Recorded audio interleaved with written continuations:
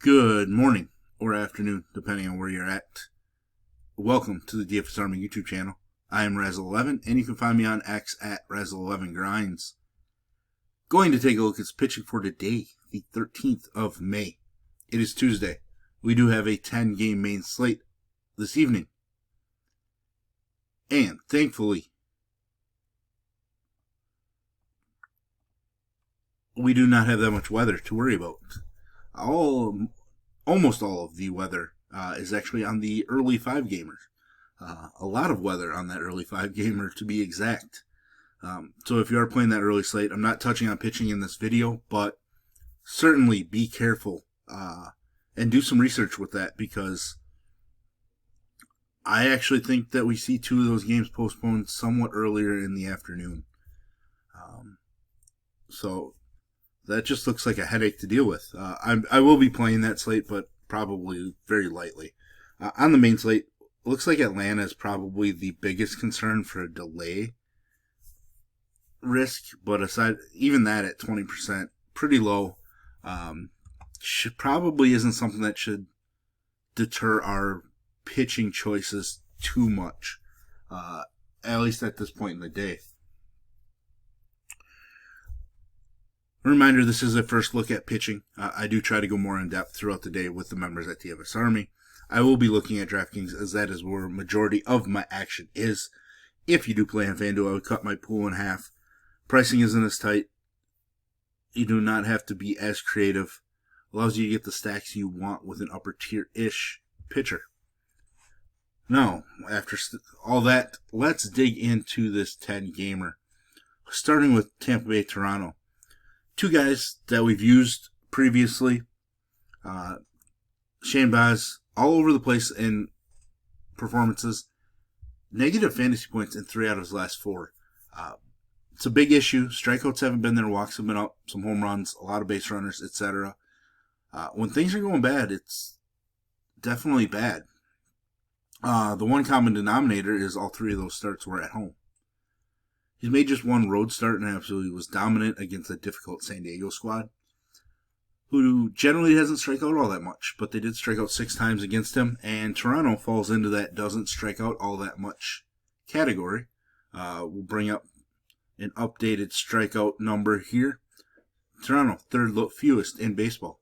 As we were talking about the San Diego matchup, they strike out the fewest in baseball. So, with that said, are we considering Shane Baz? I think we are.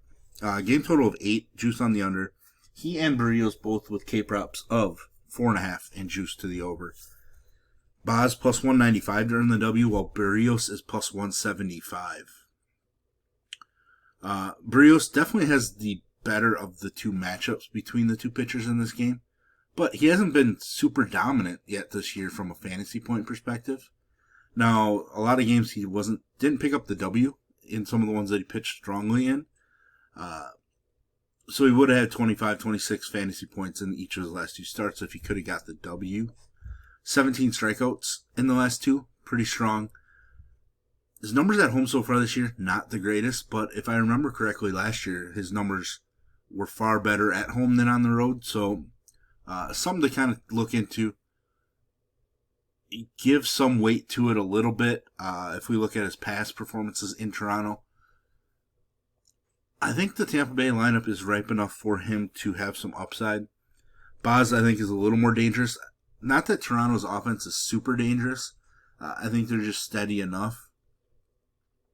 2 out of these 3 bad starts were against Philly and New York, who are, obviously among the most dangerous offenses in baseball for Baz. So, I think both guys are going to be in play. If it comes down to having to eliminate one of them, I think Baz is probably the one that I'll eliminate, and I'll ride with Barrios at home.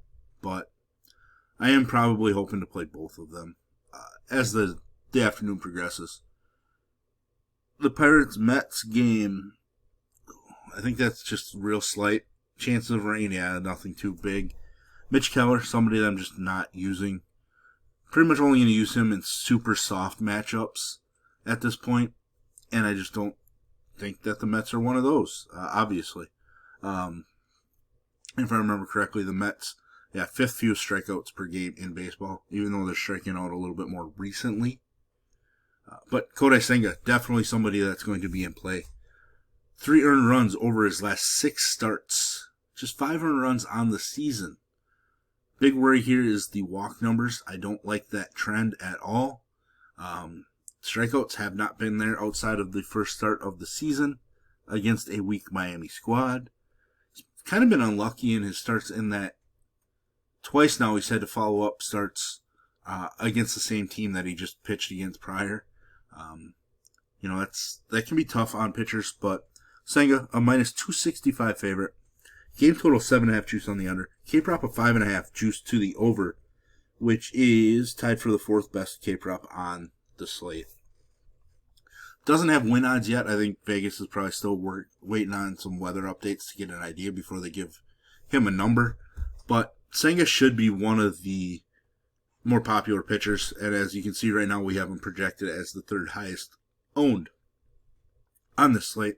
Obviously, these projected ownership numbers will update multiple times as the day goes on.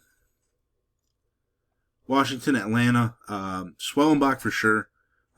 Definitely has the upside and the ability. I don't really expect him to rack up, 10 strikeout performances very often, but 5 to 7 range, probably pretty good. If he can keep the ball in the ballpark, definitely.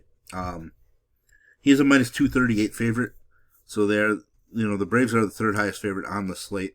K-prop of 5.5 juice on the over, tied with Senga in that regard. No win odds for him yet. Obviously, we talked about Atlanta potentially having a little bit of weather, so we'll see what those show as the day goes on. Soroka against his former team, I initially had some interest. I don't think he's going to make the pool. I was impressed by his strikeout upside in that last start against a team that traditionally hasn't struck out that much. Extreme ground ball guy, former Brave, so like a revenge narrative spot a little bit, but he's just giving up a lot of runs. Generally a lot of contact. I'd have to look into, his contact numbers as far as hard hits, etc. But he's somebody that's on my radar as a potential dart throw. But that's one I probably won't make a decision on until much later in the afternoon. Weather in Wrigley, blowing across the field, kind of neutral, as we can see with a game total of 8 juice to the over. Cubs are the 2nd largest favorite on the slate at minus 258. Ben Brown, certainly going to be in play. Plenty of upside. Definitely a live arm. Has some issues at times. Generally keeps the ball in the yard. Obviously important. Strikeouts are an option for him. I would guess he's more of the 5 to 6 range. His K-prop's at 6.5. Basically a pick 'em. Puts him as the 2nd best K-prop on this slate. And he's plus 115 to earn the W, which is tied with Dylan Cease for the best odds on the slate. Ben Brown, obviously, projecting the 2nd highest owned pitcher for good reason at this point. No interest in Belozo. Colorado, Texas. Texas really let me down last night. Does that mean we go to Kyle Freeland tonight? I don't think I'm going to be that guy. But I'm sure some people are going to bring it up. I'm just not going to go that route. I can live with it. I kind of don't really want to go to Jack Leiter tonight, but I'm going to stick with pitching against Colorado for the time being. Texas minus 238 favorites. Jack Leiter's K-prop 5.5 juice on the over. Plus 160 to earn the W, which is very similar to Framber Valdez on this slate. Better than Jose Barrios. 8.5 is the total juice on the under. Has not looked good in his 3 starts since returning from the IL. A lot of walks, not as many strikeouts. Some things are a little off. He looked good in his first 2 starts of the season, and he looked like that former top prospect. But now, there's some questions with some of these returns. Obviously, some difficult offenses. Seattle, I think that was during their stretch of strong runs, and then Boston, obviously, difficult offense. Colorado, not a difficult offense, but can we get away from Jack Leiter? I probably won't, but I will have to sneak in some Colorado stacks just in case. Kansas City, Houston, Bubic and Valdez, 2 strong left-handed pitchers. Game total 7.5. Juices on the under. Houston a minus 142 favorite. Valdez plus 155 during the W, while Bubic is plus 185. Valdez's K-prop is 5.5 juice to the under, so he is behind Leiter, Senga, Brown, Schwellenbach. But certainly a decent number. Bubic 4.5 with juice on the over. Bubic has allowed 0 runs in 3 out of his last 4 starts. The one start he did not shut a team down in was against this Houston squad. That is a worry. Houston will be very right-hand heavy. So we'll have to kind of dig into Bubic's numbers against right-handed batters. For now, Bubic is definitely going to be a play, but if after digging into some of those numbers, I don't like the way it feels, I have no problem removing him from my pool, especially at his elevated price point.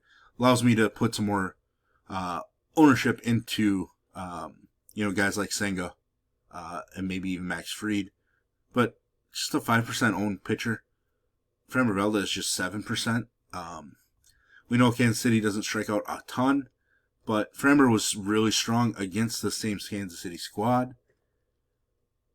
His numbers are best when pitching at home.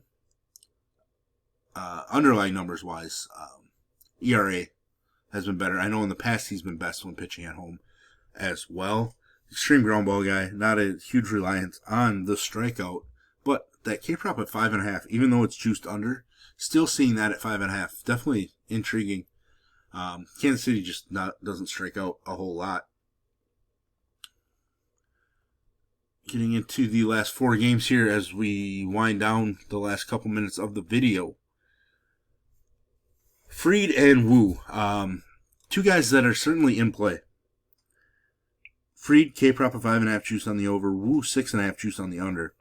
Fried is plus 135 during the W. Game total on this one's just 7. Definitely going to play Fried.